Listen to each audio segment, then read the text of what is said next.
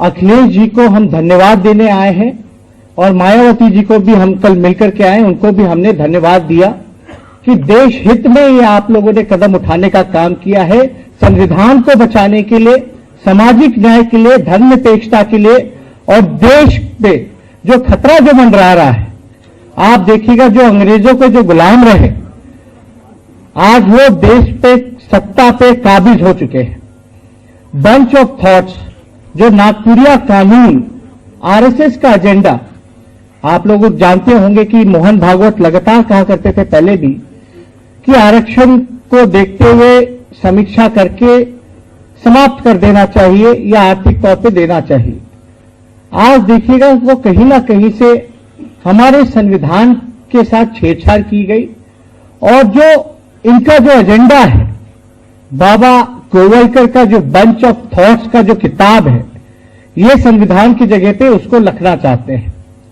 और हम तो एकदम पूरी तरीके से निश्चिंत हैं कि यूपी और बिहार से बीजेपी का सफाया बिल्कुल हो चुका है, इसमें कोई डाउट नहीं होना चाहिए।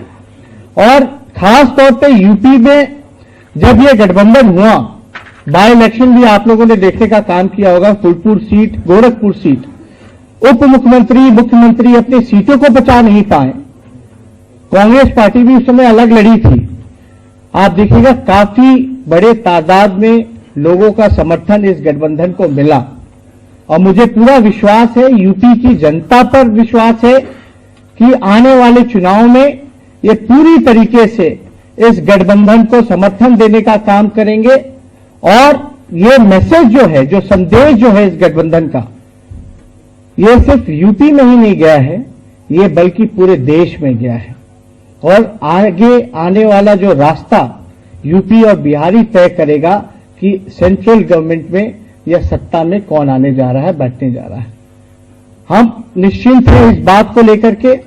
अगर आप लोग देखेंगे तो 120 सीटें, 80 सीटें यूपी में और 40 सीटें बिहार में, और झारखंड को भी अगर हम जोड़ ले तो 14 सीटें वहां की अगर ले लेते हैं तो 134 सीटें होती हैं।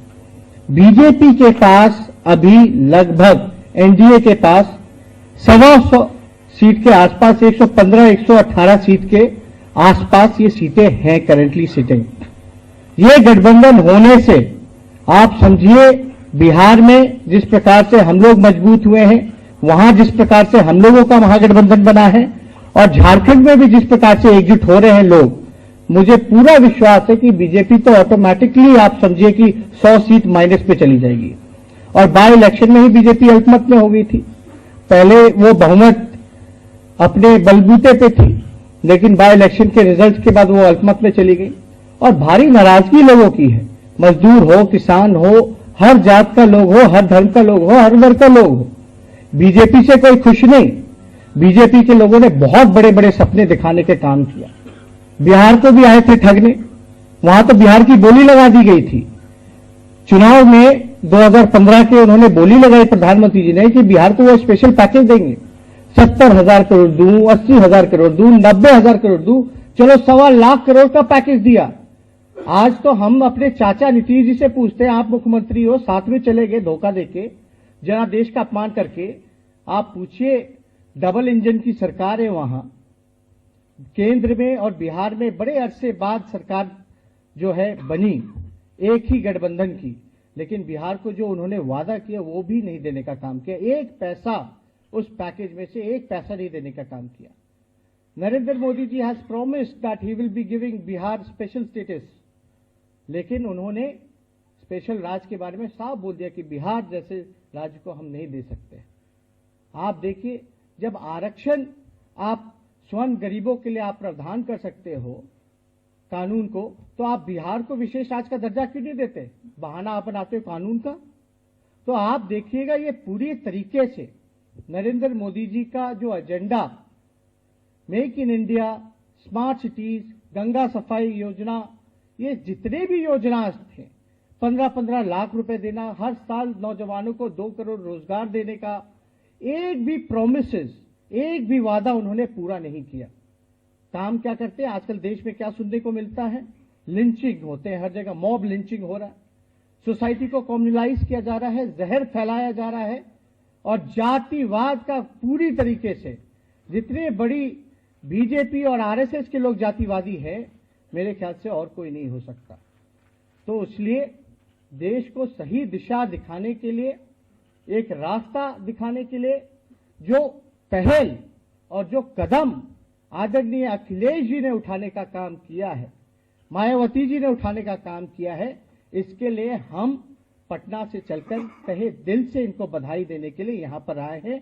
और ये देखिएगा, इनका ये जो कदम है आगे चल करके देश इसको मानने का काम करेगा और इनको बधाई देने का काम करेगा कि आप लोगों ने जो कदम उठाने का काम किया है, जिससे इन लोगों से, नागपुरिया कानून से जो बचाने का ये लोग काम करेंगे, सब लोग इनको याद करेंगे। और एक ऐतिहासिक फैसला, मैं कहता हूं, ये ऐतिहासिक फैसला, बिहार में भी कोई नहीं सोचता था कि लालू जी और नीतीश जी एकजुट हो जाएंगे, लेकिन एकजुट हुए।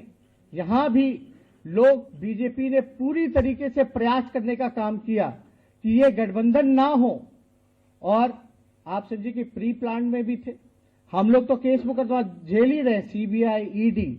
हम कहते हैं सीबीआई, ईडी अब एजेंसियां नहीं रह गई, अब वो बीजेपी के अलायंस पार्टनर बनकर के रह गए हैं, बस उनको फायदा पहुंचाने के लिए, उनके इशारों पे चलने के लिए। लालू जी आज जेल में इसी वजह से हैं क्योंकि पूरी तरीके से नरेंद्र मोदी जी लालू जी से खतरा समझते थे। और जो भी राजनीति में जो लोग हैं उनको छोड़िए, कई पत्रकार लोग अपने रोजगार को खोने का काम किया है, कई कलाकार जो हैं, एक्टर्स हैं, उनको गाली दिया जा रहा है, उनको बोला जा रहा है कि पाकिस्तान चले जाओ। तो ये किस तरह का माहौल जो देश में कायम है, ये देश की जनता देख रही है। तो इसलिए आज हम ज्यादा कुछ नहीं कहेंगे, लेकिन जिस प्रकार से सीबीआई, ईडी हम लोगों के ऊपर, हम लोगों पे भी केस मुकदमा किया है। जब मेरा मूंछ भी नहीं था तब का एलिगेशन है 2005 का, उस समय मैं 13 साल का था, तब भी मेरे पर मुकदमा चल रहा और मैं झेल रहा हूं। लेकिन इनसे झुकने की बात नहीं है, कॉम्प्रोमाइज करने की बात नहीं है, इनसे सच में ईमानदारी से मजबूत होकर के इनसे लड़ाई लड़ने की जरूरत है। और मुझे पूरा विश्वास है कि आने वाले समय में जितना भी ये टारगेट कर रहे हैं इमेज को लेकर के, एक परसेप्शन, एक बिल्डअप करने का एक तरीका चला हुआ है कि इनको नेगेटिव पब्लिसिटी दो, इनका परसेप्शन खराब करो। आने वाले समय में जब चुनाव खत्म हो जाएगा तो आगे चल करके आप सब लोगों को पता चल जाएगा कि कौन कितना बेईमान था और हमारे चौकीदार कैसे, कितनी बड़ी बेईमानी इन्होंने करने का काम किया। सिर्फ जनता के साथ नहीं, पूरे देश के साथ इन्होंने धोखा करने का काम किया है, जुमलेबाजी करने का काम किया है।